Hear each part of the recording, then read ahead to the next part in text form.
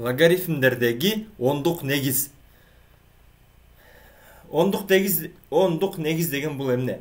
Логарифм бар. Логарифмдин негизинде эч нерсе жазылган эмес болсо, анда көбүнчө ал жерде 10 бар дегенди билдирет. Муну инженерлер көп колдонот, кыскартып көп колдонот. Мисалы log 100 деген биз негизиде канча бар экен дайыма жазылчу. Эгер эч нерсе жазылбаса, анда ал негизи 10 бар дегенди көбүнчө түшүндүрөт. Силер ошентип иштесеңер адашпайсыңар. Log 10 дегенде ушинтип кыскартып жазып коюшат.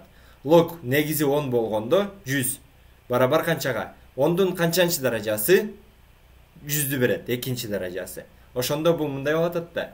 100 барабар 10дун 10 бияка өтөт дагы 2-ни даражага көтөрүп берет.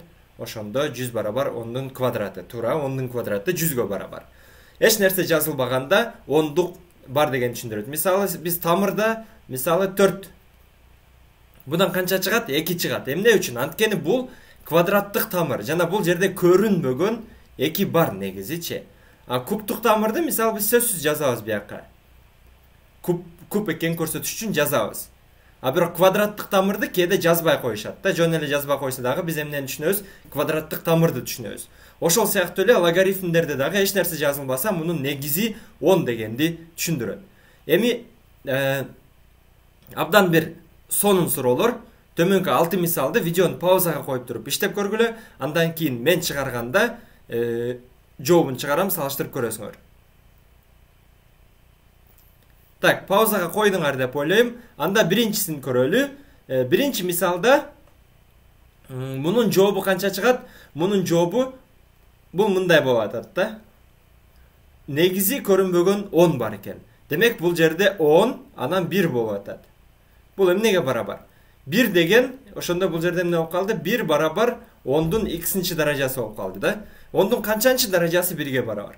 Бардык сандын 0-чү даражасы 1ге барабар. Ошондуктан бул жерде эмне экен? 0 экен. 10дун 0-чү даражасы 1ге барабар. Бул жерде мында x барабар 0 болгон учурда чыгат. Эми бул экинчи log 10. 10дун канчанчы даражасы 10го барабар?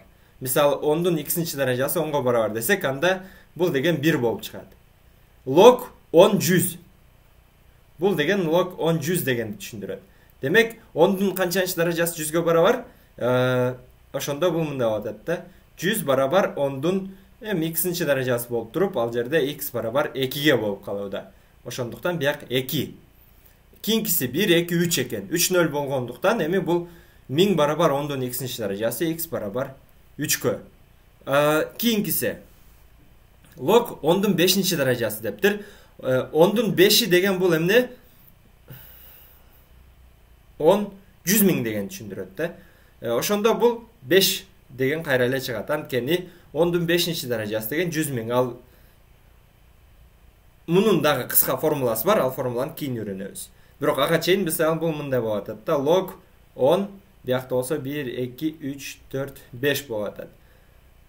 Бул деген мисалы x-ка барабар болсо, анда бул эмне болот атат? 10дун 100 000 барабар 10дун x-на болот да. Бул 100 000 барабар 10дун 5-чи даражасы деген 100 000. 10 бияка өткөндө x-ти даражага алып өтөт. Ошондуктан эмне болду?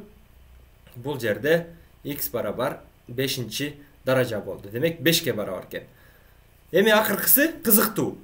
6. ln барабар 7 389 дейт. Бул кичине бизди кыйнайт. Анткени атайын муну мен калтырдым. ln деген дагы функция бар. Эгер биз мен азыр өчүргүчтү алайын. Log 10 качан жазылышын үйрөндүңөр. Log 10 дегенди биз жөн эле log деп жазып койсок, log 10 дегенди түшүндүрөт экен. Анан e деген сан бар. Мисалы log e мисалы 5 десе, бул канчага барабар? E деген бул pi дегенге эле окшош бир сан. Мисалы pi деген санды билебиз. Pi болсо бул 3,14 15 92 деп бир нерсе деп уланып кете берет. Чексиздикке чейин кайталанбайт, ар түрдүү формада уланып кете берет. Pi'нин кыскартылган мааниси 3,14. Же болбосо уланып кетсе болот, узун сан. Е деген дагы сан бар. Бул эйлердин саны. Эйлердин санынын мааниси 2,71,82 деп ушинтип уланып кетет. Демек, дайыма 3, 14, 15 деп узун санды жазып отурбай пи деп жазып коебуз биз, билесиңер. Ошол сыяктуу эле биякта эйлердин саныны е менен белгилеп коебуз. Log е дегенди дайыма log е деп жазып отурбай, минтип кыскартып жазып коюшат. ln е деп жазып коюшат. Ой, ln е дейм да, жөн эле ln деп жазып коюшат. ln деген сөз бул эмнени түшүндүрөт экен? Ошондо ln деген сөз log е дегенди түшүндүрөт экен. ln 5 деген бул log 5 дегенди түшүндүрөт. Мисалы ln 5 барабар y болсо, анда биякта көрүнбөгөн е бар да, ошондо 5 барабар эмнеге болуп атат? Энин y-нчи даражасына деген сыяктуу болуп атат да. Эми үстүнкү мисалды иштеп көрөлү. 6-нчы мисалды. Ошондо 6-нчы мисалда ln 7,1000 демек бул эмне экен? Log e 7,389 экен. Бул деген эмнени түшүндүрөт? Барабар мисалы x дечи болсок, анда 7,389 барабар энин x-нчи даражасы экен. Энин 2,71,8дин канчанчы даражасы 7,389га барабар дептир да. Бул негизи менин оюмча квадраты. Азыр карап көрөйүн. 2,718дин квадраты 7,380 деп бара берет экен. Кичине x болжол менен так чыкпайт, анткени бул узун сан да. Энин ордуна 2,71,8 деп мынча бүт барын коюп чыгып туруп, ошонун квадратын алсаңар 7,389 дегенге жакын сан чыгат. Ошондуктан бул x 2ге жакын бир сан экен. Эйлердин санын силер жогорку математиканы үйрөнгөндө, инженерияда, финансист болсоңор, экономиканы окусаңар, келечекте инвестициялар менен иштегенде колдоносуңар. Химик инженер болосуңарбы, же болбосо физик инженер болосуңарбы, деги эле инженер болосуңарбы, же болбосо медицинаны үйрөнсөңөр да терең түшүнүш үчүн көбүнчө логарифмалык функциялар бар. Анан ал жакта көбүнчө log'tu колдонот, анан ln'ди колдонот. Негизи эйлердин саны болгон логарифманы колдонот, ln'ди колдонот. Булар муну жатка билиштин кереги жок албетте. Эйлер санынын бирок баштапкы маанисин билип койсоңор сөзсүз жакшы. 2,71 дегенчелик маанисин. Силерден жырытты экзаменинде эйлер санынын так маанисин сурабайт.